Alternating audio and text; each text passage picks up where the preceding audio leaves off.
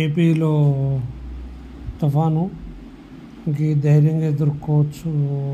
చంద్రబాబు నాయుడు గారు ఉన్నారండి మనకి, ఏపీ ప్రజలకి. అందరూ హ్యాపీగా ఉండండి, మంచిగా ఉండండి, లోపల బయటికి రాకండి, టెన్షన్ పడకండి.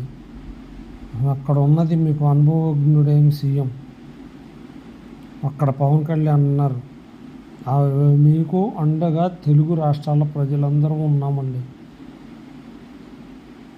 మేమందరం మీరు కంగారు పడద్దు, టెన్షన్ పడద్దు. మా అందరి ఆదరాభిమానాలు మీకు ఉంటాయి. మా తెలంగాణ ప్రజలందరూ మీరు క్షేమంగా ఉండాలి, మీకు ఎటువంటి విపత్తులు కలగకూడదు, మీరు మంచిగా చల్లగా ఉండాలి. ఈరోజు శివుడిని కోరుకుంటున్నా, దయచేసి మా సోదరులందరినీ కాపాడండి.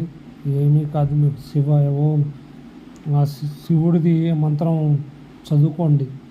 ఏది ఓం అది చెప్తాను. ధైర్యంగా మృత్యుంజయ మంత్రం ఒకటి ఉంటుంది, అది శివుడిది మన మృత్యుంజయ మంత్రం. అది చాలా బాగుంటుంది. అది రోజుకి 2-3 సార్లు అంటే చదవండి.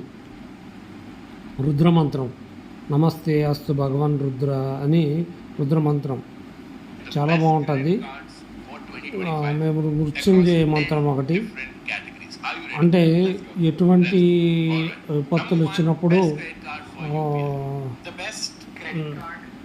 శివుణ్ణి తలుచుకోండి, ఓం నమ శివాయ అనుకోండి.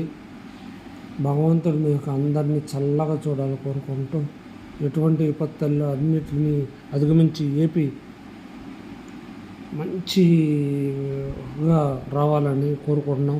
రైతన్నులారా దిగాలు పడకండి. చంద్రబాబు నాయుడు గారు ఉన్నారు, మీకు అక్కడ సీఎంగా ఆయన ఉన్నంతకాలం, పవన్ కళ్యాణ్ గారు ఉన్నంతకాలం మీకు ఎటువంటి ఇబ్బంది రాదండి. అక్కడ మీరు కంగారు పడద్దు, టెన్షన్ పడద్దు, బయటికి వెళ్ళకండి, చాలా జాగ్రత్తగా ఉండండి.